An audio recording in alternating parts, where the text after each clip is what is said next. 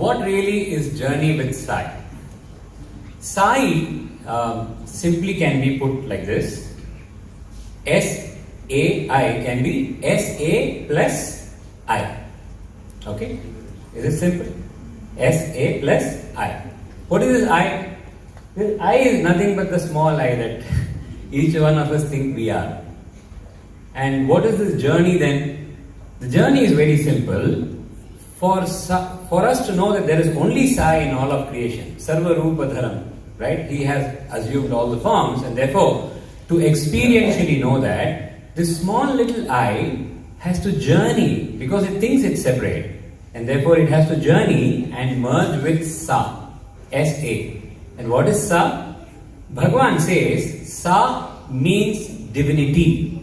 Sa means divinity, and therefore when the little I merges into Sa, it becomes, I can't hear anybody. When the little I merges with Sa, what does it spell? Sai. You see? So that's the journey with Sai. So what is Sa or divinity? Bhagavan even refers to the beautiful religion of Islam and says that they often greet each other with salam. Yeah? Salam. So what is salam? Bhagavan explained salam. He said the Sa in salam represents divinity. How? The journey of a devotee to dissolve in the divinity. And that journey is in 4 stages, 4 levels of liberation, as Swami would put it. That first Sa is called Salokyam, which means to live in the kingdom of God. The second Sa, Bhagavan would say, is Samipyam. That is, not only are you living in the kingdom of God, but you also live in close proximity. You know, the kingdom can be big. The emperor may be in one palace, right? So you may be in the kingdom, just as an example. You may be in a kingdom, but you may still not be with the king, right? So first level of liberation is to live in the kingdom of God. The second level is Samipyam, that is, you get to directly serve that divinity, right? You not only live in the kingdom, you serve the divinity, which means you are in close proximity, nearness and dearness to God. The third level, Bhagavan says, is Sarupyam. Sarupyam means to have the same form as divinity. Now, what form is this we are talking about? Does it mean we all grow hair like Swami and wear robes? No, this is the worst kind of interpretation of Sarupyam. Sarupyam you will find ever in the entire creation. Okay? Sarupyam doesn't mean this. What Sarupyam really means is the devotee who's dissolving in the divine is at such a stage now that there is very little of the small I left. And therefore, their body is an expression of God's grace. How? In the form of love, in the form of compassion, in the form of integrity, in the form of patience. See, Swami had given in Prema Vahini 6 values, and he said, these are the 6 values that are associated directly with the divine. And therefore, while other values may change with time and circumstances, you know the values change across time. The value system which 2 generations before us they had, has changed now. You see? So those are values that change. But there are 6 changeless values. What are they? First, Daya, compassion. Second, Dakshinyamu, he says in Telugu, which means charitable nature, means willingness to contribute to others' life in a meaningful way, right? Then Prema, love, that is to have genuine affection, selfless affection for everybody. This is not the Prema, the absolute. Here the value of love is having genuine affection for all beings. And then Kshama. Swami would emphasize this a lot for devotees. What is this? Kshama. Kshama means forbearance, ability to forgive and also forbear. You see? And the fifth one is integrity and honesty. Right? Integrity and honesty. And the last one is Orpu, which means patience. Patience. You know, purity, patience, perseverance, Swami always says, these are very important values for a devotee. So, Sarupyam means you don't struggle to practice them, these flow through you naturally. This is having the same form as God. You see? So, that is Sarupyam. And Sayujyam, the last level, means absolute complete merger in God. What does it mean? This little I that was journeying to God has now merged in God in such a way that there is no I left, there is only Sai left. There is no I left, there is only Sai left. This is the very purpose of the journey of life, and this is the journey with Sai. You see, we are also fortunate to make this journey with divinity itself. And there's a beautiful story that is usually referred to called the story of a salt doll. Have you heard the story of the salt doll? So it seems there was a doll of salt that was animated, that was alive. Okay? And the salt wanted to know what the ocean is made of. This beautiful sea that we have here. Right? Imagine the salt doll walking on the surface paradise, wanting to know what the ocean is made of. So the salt doll is walking and going slowly. And then there were some people there, so it asked them, do you know what the ocean is made of? And those people who are wise ones, they told the salt doll, there's only one way you can know what the ocean is made of. The salt doll is inquisitive. How? Walk into the ocean. Right? Only when you walk into the ocean, you will know what the ocean is made of. So the salt doll feels, okay, let me try this adventure, and starts walking. First few steps, its legs start vanishing. As it is going deeper and deeper, slowly the knees, the thighs, the hips, the stomach, everything is vanishing. Why? Because the salt is dissolving in the ocean. You see? And what is the ocean made of? Salt. This is our journey. So as it walked deeper and deeper and deeper, the salt doll went in a quest to know what the ocean is, but realized what it is. It is verily the ocean. And therefore, the entire salt doll vanished into the ocean, inseparably. You see, this is Sayujyam, the final merger with God. And that is the final step. And Swami said, these are the 4 levels of the dissolution of the devotee in the divine. And Islam, the Sa means this.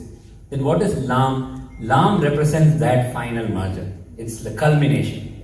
So when they address each other, our Muslim brothers and sisters, when they address each other with Salam, what they are telling each other is this, that we have to dissolve this little I in divinity. Right? So the theme for this entire retreat across regions have been integrated. So we did predominantly Salokyam in Melbourne. We did Samipyam, that is how to be near and dear to God, in Adelaide. Here is Sarupyam. And finally, tomorrow's retreat in Sydney would be Sayujyam. Right? So not only will this session be complete in itself, but there is also a thread running across the sessions. Because it's all one unit of Swami. Right? And therefore, whenever they release the videos, you must go and visit them. Because what was taught there, except for the introduction which is happening now, everything else will be different there. Right? So that will talk about how to live in the kingdom of God. The Adelaide session will be about how to achieve nearness and dearness to God. And today's session is about how to express the grace of God through us. How to be the vehicles of the grace of God. That is today's session here. Okay? Are you excited? Yes. There's a beautiful, housekeeping announcements that they made. They already onboarded you onto the flight. At the level of Sarupyam, the flight is already on the runway. Salokyam is getting the boarding pass and you are in the waiting area to enter the flight, right? The pilot of this flight is Swami. He is taking you. And Samipyam is you go and sit in the flight. Sarupyam is it's not just taxiing, but it is going to pick up speed, right? So I want you all to really be alert. Because it's going to pick up speed, and if you are not alert, you may just drop off the flight. Okay? Seatbelts not fastened. So be alert. What is Sai? This is the journey with the pilot named Sai. This is a flight called Sai. What is Sai? Swami gives this beautiful definition of Sai in his discourse. He says, Sai means S, spiritual change, A, association change, and I, individual change. See, S for, can we repeat this? S, spiritual change. A, association change. I, individual change. Right? In order to understand change, that is transformation, we first need to understand what are we transforming. Do you agree? If you have to change your clothes from white dress to the surface clothes to go to the surface paradise, you need to know what to change, right? If you change your specs, it's not going to work. You need to change the clothes. So which means you need to know what to change for it to work in that situation, right? So in this journey with Sai, to understand what transformation process is, we need to understand the mechanics of life itself, right? So we'll have a quick look into it. What each one of you have here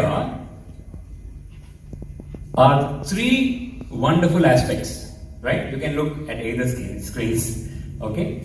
The first aspect is called will. The first aspect is called will.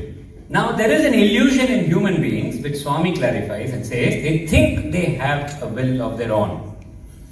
But we will do an exercise where you will understand this. Definitely you have a will, but just that it is not different from the divine will. The will that is there is only one. There is no his will and my will. There is only divine will. Why? Will is like electricity. Will is like electricity. Now the electricity can light up the lights, it can light up the audio system, it can light up the projectors that are projecting, you see, or the air conditioner. Electricity can light up different instruments, but electricity, is it different? Is there a audio system electricity, light electricity, projector electricity? Are there different electricities? No, there is only one power, right? One electricity. In the same way, will is like electricity, right? That will is used in order to convert a thought into action. All your life is about, you have thoughts that you try to fulfill in terms of action, right? For that, without will, it will not happen. You're going to see this in practical, but just assimilate the theory a little bit now, okay? So, from the will, we come to the sphere of your mind. The will is not necessarily what you limit to your mind. And we'll keep mind simple. Mind would be thoughts. Can you keep it there? Don't complicate the understanding of mind. Mind for now is simply thoughts. As simple as that. Okay? It will help you understand. And there are 4 capacities of the mind. What are the 4 capacities? Just random thoughts. Right now also while this is going on, I'm sure there are random thoughts running. Just observe them. Random thoughts that are running in your mind, that is called the manas, or just random thoughts. Okay? Then there is an aspect of your mind which is called chitta, which means a repository of memories. What does it do? When you have an experience in life, like right now, I hope you are listening to me. If you are listening to me, those sounds are going into your ear, you're making something out of them, and if you choose to remember them, that's your choice. If you choose to remember them, this will remain with you. But how does it remain with you? As an impression in your mind. A thought impression in your mind. Those thought impressions are called as chitta. Means it has the nature of memory. Right? And then there is a decision making aspect of your mind, which is called buddhi. The buddhi decides, of course it decides what's right, what's wrong, what is good, what is bad. But more importantly, when it comes to action, it decides what action to take. Moment the buddhi decides, there is something that happens. What happens? The mind associates with the body to make the body function. Now don't worry about this. You know, in India they first teach you theory and then practicals. That's what we are doing here. But we'll get to the practicals. Okay? Just keep this in mind. The mind associates with the body and therefore body can move. Otherwise body is inert. And when the mind associates with the body, it is called as ego. Please don't confuse when we say in this session ego, doesn't mean pride, arrogance, show off, not that. Here it simply means mind associating with the body. Is that okay? And that is called ahamkara in Sanskrit. Okay. And of course, then you have the body that is actually the instrument to do actions. Simple? Great. So now you look at this. This can be looked at as three primary factors. You have the power of involvement and you have the power to focus. Willpower is the same. It's like electricity, right? What is involvement? We'll see this. Will stems from who you really are. That's why I said your will and Swami's will is not two different things. It's like electricity. Will comes from where? From who you really are. But then that will, as it moves towards an activity, is clouded by your ideas of who you are or what others think you are. You know, people are all the time telling you who you are, right? Or you have your own ideas of who you are, right? So all those ideas cloud the pure execution of the will. And therefore, will stems from who you really are and is often clouded by who you think you are or what others think about you. Okay? And what is involvement then? Involvement is the shape taken by the shapeless mind. Mind is thoughts, but actually mind has no shape. But the moment there is a thought that you give attention to, the mind takes the shape of the thought. This is important to understand. This is how your life is functioning right now.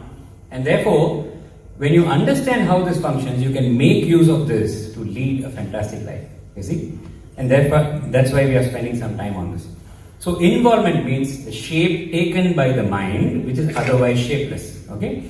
And the third aspect, which is when you actually come to doing something, right? Whether it is preparing for your exams, doing the work in your office, or setting up the retreat here, whatever may be the work, or playing a sport, whatever work you may be doing, focus is essential. Do you agree? Without focus, can you achieve anything?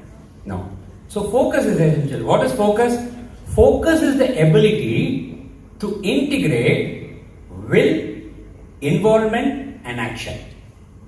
You see, if you are able to integrate the power, electricity, the decision, the power to power your decision, right? You take that will, mix it with the involvement, that is your thought process that is happening, and convert that into an action. So when you integrate the will, involvement and action, you gain focus on what you want to do. Is this practical or not? Is it going above your head? No, once it happened, just an aside, we were in Shanti Bhavan and Prasanthi Nilayam serving the guests who had come there. So hospitality is very important for Swami, right? So Swami would always call the research scholars, the PhD scholars to serve the guests who are there. Okay, and then so that the guests will say, they'll ask you, oh, okay, what are you doing? So they will think we are like, the people actually appointed there to serve them.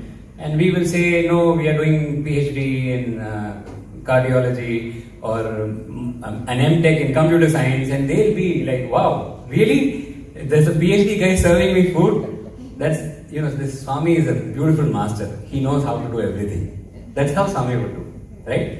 And one such occasion, we were serving in Shanti Bhavan, and suddenly one of our teachers in Swami's university comes running to us.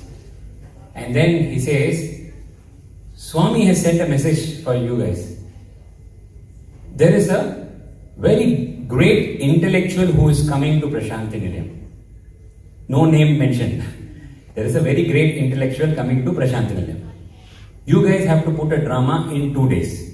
Swami's instruction is, the drama must go above his head. We actually received an instruction like this. That intellectual was none other than Ratan Tata ji, the chairman of Tata and Sons, and who was there in Prasanthi Nilayam on 3rd of December 2009. And we were told this on 1st of December 2009, that we have to put up a drama. Swami's instructions, put up a drama, but you should go above his head. He's a great intellectual. So I was just hoping this is not going above your head. This is not an instruction from Swami to do this here. Okay, so that's just an aside. Now let's come to this. We saw what Sai is, and we just had a quick peek into the mechanism of life itself. The three important components of will. What is it? Will, involvement, focus. Right. So this again is from Swami's own discourse. Swami says the question today is, how can spiritual transformation take place without changes at the individual and the social level? What is needed for us, the salt dawn merging in the ocean, is spiritual transformation. Sayujam. But what Swami is asking is, how is it possible if you don't make an individual transformation and a social transformation, an association change? You see? So we have to start with the I in the Sai. Right? So we'll start with the individual change. You're seeing coffee break is over. But this is an experience which I had. So interestingly, after my 10th board exam, in India you have a 10th standard board. Is it similar here? Is the public exam 12th? Okay. Yeah, so India is following suit. Now they're removing the 10th and they're only having it 12th. But in our time we were not so fortunate. We had 10th board and the 12th board. So the 10th board exam tends to be strenuous because the children, especially in a particular syllabus which is called CBSE in India, Central Board, you don't actually give a public exam until 10th. So first standard till 9th standard, you're just enjoying life and passing the school exams and you're happy. And suddenly there's a board exam. It's a lot of stress. So what happened for me particularly was, after the 10th board exam, I had the first episode of what I didn't know then was migraine. Okay, a severe attack of migraine. I used to get it predominantly on my left side, sometimes on the right side. So, and I had no idea what to do. I didn't know it was migraine. And after my 10th, I joined Swami's school in Prasanthi. So this was a problem, ongoing problem. It took me a couple of years. When I saw a newspaper article, I realized that what I'm having is migraine. Then I told my parents I'm actually having this problem. They took me to all the best doctors. They were at Hyderabad. So in Hyderabad, they took me to the Apollo clinic, which is supposed to be the best. All of that they did. No solution. No respite. Right? So once I had an opportunity to ask Swami, it became so intense. This was already 5 years into having regular episodes of migraine. And after that, I had to tell Swami. I said, Swami, I keep getting one-sided headache. Swami said, Chettanu. I will tell. What does it mean? That you have to wait whenever Swami, that's what I assume. So I said, okay, I'll wait for whenever Swami has to tell. Just continued with this. So patience and perseverance is very important in this journey. So that went on, and it was a difficult experience because when you have migraine, light, sound, smell affects you severely. And our hostel has only that. Right? If you don't have a separate room, see, this is Swami's special arrangement for sadhana. So, and that is, it's really important in life to have that rigor. So, Swami's arrangement is, there are 14 or at least 10 brothers in my room, okay, from different parts of India, different mindsets, and obviously they'll be talking around. And then light will not go up because they have to study. So there's no isolated room for me. And then the kitchen is always giving you beautiful fragrances of the next session. I hope it doesn't come and distract you now. But then in hostel it used to happen. Brother is here from hostel. You know that just before the lunch, just before the dinner, the whole hostel, you don't need to read the menu board. You can just smell like that and tell, okay, today we have chola bhatura, today we have dahi vada, whatever, you know. You would know what is there, biryani. So smell. So all these were constantly there. And Swami simply said, Cheptanu, which means I will tell you. So I left it there. Fast forward, 1999, I had the first episode of this one. 2007, 8 years hence, Swami takes me to Chennai for the Atirudra Mahayajna. Swami selected 5 speakers and 3 singers, 1 tablaist and 1 flautist. Right? So we were 10 and 3 boys who were serving Swami, that is who would push Swami's chair. And so we were 13 of us who were selected for the Chennai Atirudra Mahayajna. So, one session we were having with Swami. Swami was seated. I'm going to give you a bad news. So, please tighten your seatbelts. So, one session, Swami was seated on his chair over the dining table, and the food session was over. And suddenly Swami said this, "Do you know?" Here's coming the bomb. "Do you know, 1 cup of wine is better than 1 cup of coffee." Huh? 1 cup of wine is better than 1 cup of coffee. Swami says you should not have alcohol at all. Alcohol is not good at all. You should not touch alcohol as devotees of God. Then, cup is worse than that, he said. Coffee is worse than that. How is it worse? Then Swami explained. He said, when you have alcohol, because of its nature, it at least destroys. Swami used the word purugulu, which means worms or tiny insects and the unnecessary material in the stomach. If you drink because of the nature of the alcohol, it will break them down and therefore they will die. He said, you should not have alcohol, but if you have alcohol, at least it cleans up your stomach. Coffee doesn't even do that. This is how Swami said, coffee doesn't even do that. And Professor Anil Kumar, Swami's translator, was petrified because he can't start his day without a cup of coffee. So he was like, "Swami, I can't start my day without a cup of coffee. What are you saying?" And Swami said, "I know that. Who do you think kept the coffee machine out there?" See, Swami is so compassionate. Right? He said, "Who do you think kept the coffee?" There was a coffee machine. Basically, we were staying in one room. There is Swami's room. There's a corridor connecting the two. Okay? So, in the corridor, there was a coffee machine. This is in Sundaram in Chennai. Swami's residence in Chennai. Sundaram. So, Swami said that coffee machine, I had asked them to put there. Why? Because I know your day doesn't start without coffee. Then he gave a sigh of relief that okay, there is a respite from here. Then Swami went on to say, tea, coffee, rendu okate. Tea and coffee both are same. Then he further explained about milk. He said, milk also you must be careful. Why? Because nowadays they give injections to the cow in order to, secrete more hormones and, increase the size of the udder. That is such a torture to the cow. Just to yield more milk.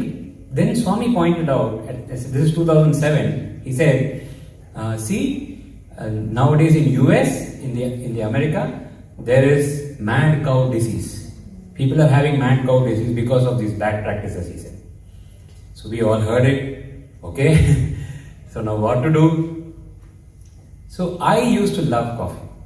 I'm sure there are many brothers and sisters to give me company here.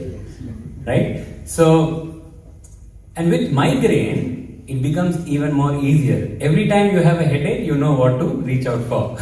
It's a cup of coffee. Right? And that was something I consistently did. After Swami said this, this is how we do individual change. The story is about individual change, transformation. So what I did was, Swami said, don't have coffee, it's not good for health. So from today onwards, I'm not going to have coffee every day. I will be a social drinker of coffee. Which means, if my friends come and invite me for a cup of coffee, then I will have, otherwise I won't have. Social drinker of coffee.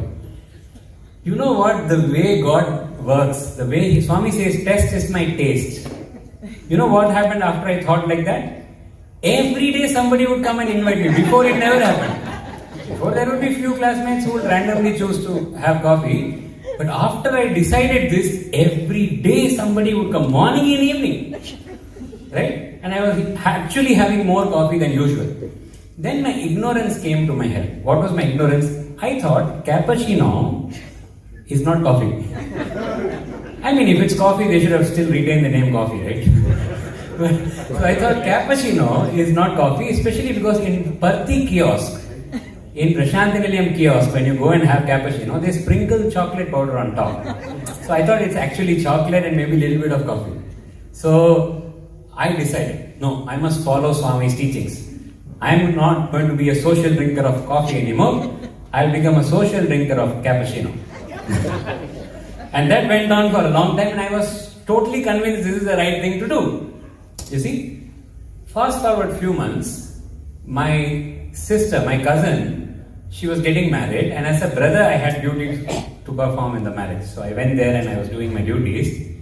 There was a mentor that their family had who was an ardent devotee of Swami, but he was also a healer, a cosmic healer. So he would if you give him your photo or a name, there are people like that who would just, and he is not somebody who would make money or publicity out of it. He would do it as a seva. Only those who reach out to him. He was a very nice man.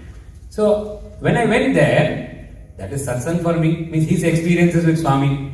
So I sat with him in satsang, listening to his experiences with Swami, and whenever they would call me to do duty, I'll say just 1 minute sir, and run there and do my duty and come back. So my parents were really worried because no amount of medical intervention helped migraine. So they asked this gentleman, this devotee of Swami, sir, can you help with this? Because all traditional modalities, Ayurveda, allopathy, nothing worked. So let's try this. So they went and told him, can you help my son? He has severe attacks of migraine. And he's studying, which means it affects his studies and all that. So this healer, he just looked at me top to toe and he asked me a question. Do you know why you have migraine? I told him, no sir, I don't know why I have migraine. He then said, please listen to this carefully. He then said, you don't have faith in Swami. That is why you have migraine. Thankfully, Swami's own samskara, Auntie spoke beautifully about samskara. Swami's samskaras came to my help, being his student. And I didn't feel offended by, how can you say I don't have it? No, I just felt that, I told him this. I said, sir, I know Swami is God. Can you please explain to me, what is it that you mean to say? What is it that you want to communicate to me? He became so happy. See, this is what we must do as devotees of Swami.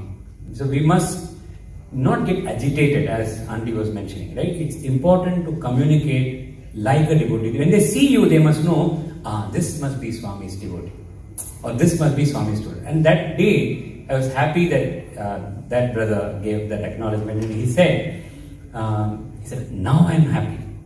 You didn't take it in the wrong way, and you have asked the question, how do I know what really faith means?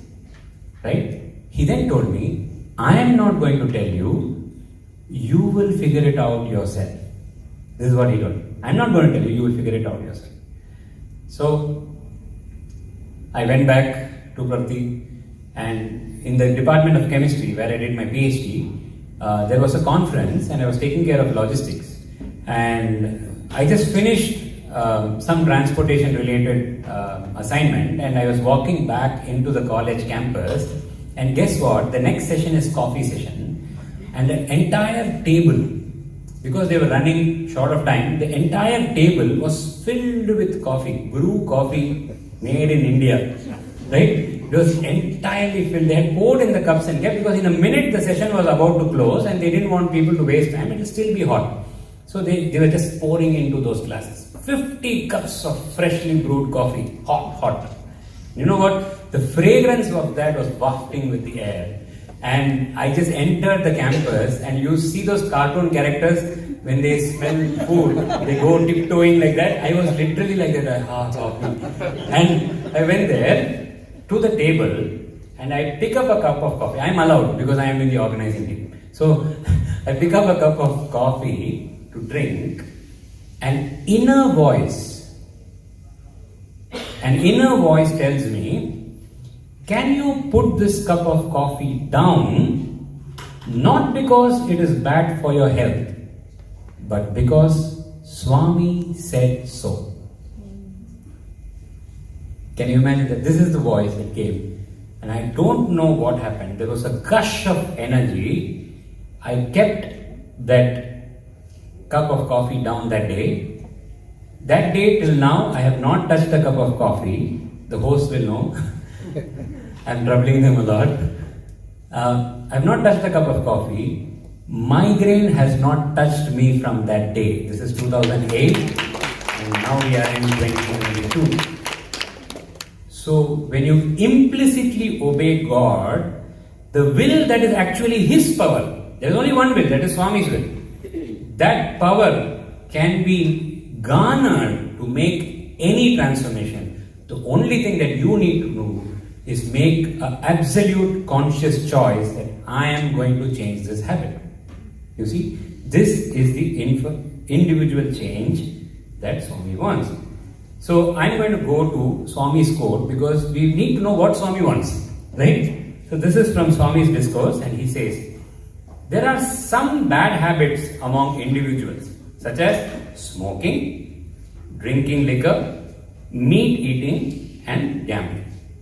These bad habits not only degrade the individuals, but also inflict hardships on their families. These bad habits have to be given up for the individual to manifest his inner goodness. You see, we are talking about, this whole session is about manifesting the grace of God through us. And how will it happen? First step, individual change. These bad habits have to be given up for the individual to manifest his or her inherent goodness. One's personality can blossom only when one leads a moral life. You see, this is Swami's expectation. So the story communicates faith in Swami is not merely to believe, oh, he's God, so I can ask him for anything. No. Faith really means implicit obedience to God. And for individual transformation, this is the guidance given by God. You see. So I'm going to do an exercise which I promised you, so that the entire idea of how this will gets translated into action is understood by all of you. We have done this exercise earlier with the other groups, but it's worth repeating here, because here the focus is on the will. So I request all of you to sit straight, please. And it's not without reason. See, one day Swami came out in the Kulwant hall, and you know, when Swami is inside the interview room, all of us are like this, right? And then you hear that sound of the latch opening. Now, those of you who have been in Parthi those days, you would know that tuck, one sound will come. The Swami's latch opens, and there's pin drop silence, and only that sound resonates from the interview room all the way to the end of Kulwant hall. And everybody becomes alert because Swami is coming out, right? So then Swami comes out, so all those who are like this, they become like this. Then Swami comes out and stands in front of the students and starts talking. This actually happened. So Swami is speaking to the students.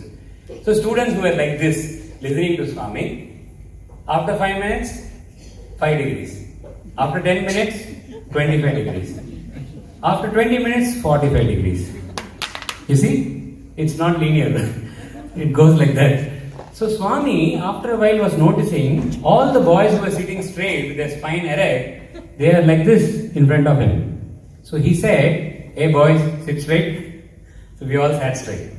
And then he made a beautiful remark. He said, see, at this age, if you sit in this incline, can you all see this? Yeah. At this age, if you sit in this incline, when you grow really old, you become like this, he said.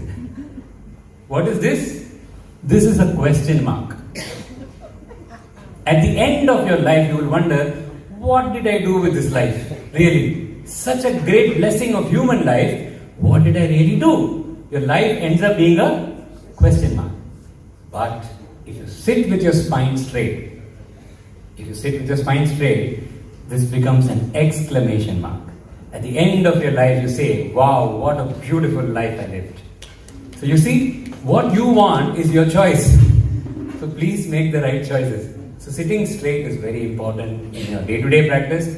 Young children, if they are here, it will help you in your school, it will help you in your concentration, and for everybody else in whatever you want to do. If you want to study, you want to learn, you want to practice, you want to do your sadhana. First thing is to set your posture right. Doctors, ergonomists will also tell you need to set your posture right? So this is the first thing. Now we are going to do an exercise. All of you, your predominant hands up, please. Right or left, whatever it is. Whatever is your predominant. No southpaw here? Really? Okay. Fine. So, now place your hand on your thigh. Okay? Simple exercise. I want you to think only think, lift my right hand. Only think, lift my right hand. And observe your right hand. No need to see with the eyes. You just know whether it's moving or not. Just observe your right hand. Is it moving? Please respond. No. Now think intensely. Lift my right hand. Think intensely. Lift my right hand. And observe your right hand. Is it moving? No. Very good. This is experiment 1. Please note your observations. Experiment 2. When I say 3, 2, 1, as soon as you hear 1, just lift your right hand. Is it okay? Ready? 3, 2, 1. Fantastic. Please hold your hand and look around. Look around, everybody. Just see everybody else. Who is there here? Wonderful. Please place your hands down. Thank you. Now this was experiment 2. Please note your observations. Experiment 3. When I say 3, 2, 1, you decide whether you want to lift your hand or not. Is that fair? Okay.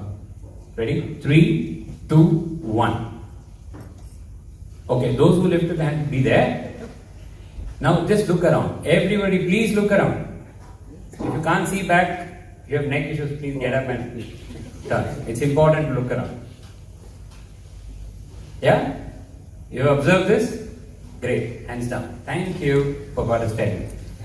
So now you tell me, what is your inference from experiment 1, 2 and 3? You can go one by one if you want. But tell me your inference. Anybody? When we wanted to lift the hand, we lift the hand. That is the second experiment. The last one. Oh, means last one you're saying you wanted and therefore you lifted. Yeah? What about the first two? The first one, there was an urge to lift, but we didn't. Why? I think because we strongly thought. You thought? There was a strong thought. Lift your hand. Okay, this important observation. You thought strongly, but still the hand did not move. Yeah? Everybody agrees? Is it your experience as well? Great. That's experiment 1. Experiment 2. Brother spoke of experiment 3. Experiment 2. The backbenchers.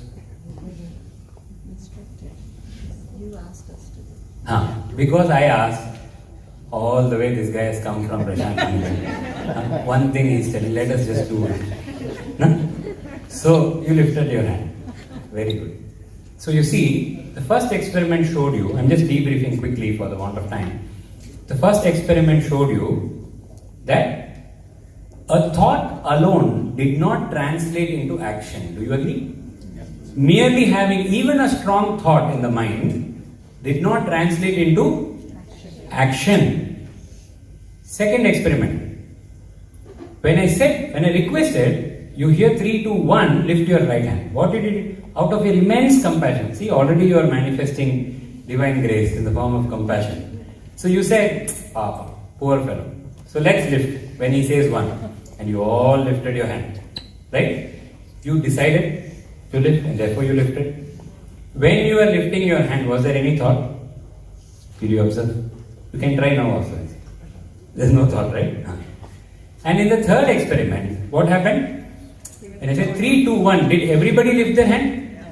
Some chose to lift and some chose not to. Which means what? There is a decision that you made in experiment 2 and 3. The decision you took in experiment 2 was, let's follow this brother. Experiment 3, the decision was your choice. Some of you decided to follow, some of you decided not to follow. Follow in the sense, lift or not lift your hand. Right? So you see, a thought alone cannot translate into action.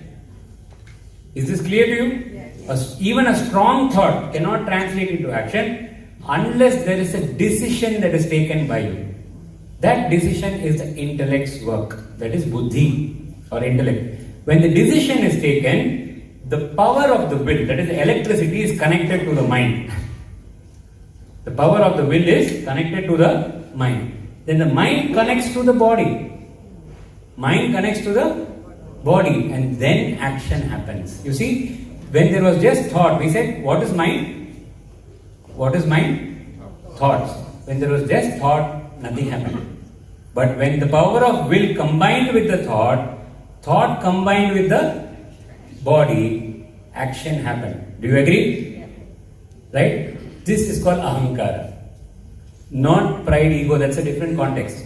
In a practical mechanics of life context, this is ahankara. Ahankara means where the mind joins with the body, ego. The mind joins with the body and it makes, how, just like a pair of gloves. You have a pair of gloves, they are there. Will they move on their own? Imagine if they move on their own. How spooky will be that? Fingers into them and move them, the gloves will start moving, right? So, in the same way, the body is like the gloves, the pair of gloves, and the mind is like your hand. So, it's only when the mind associates with the body that movement happens. You see, this is how life works. And therefore, we are talking about integrating the will, the involvement, which is the mind, and focus, which is integrating that with the action. What we discussed before in theory, is it clear now? Yes. Do you agree?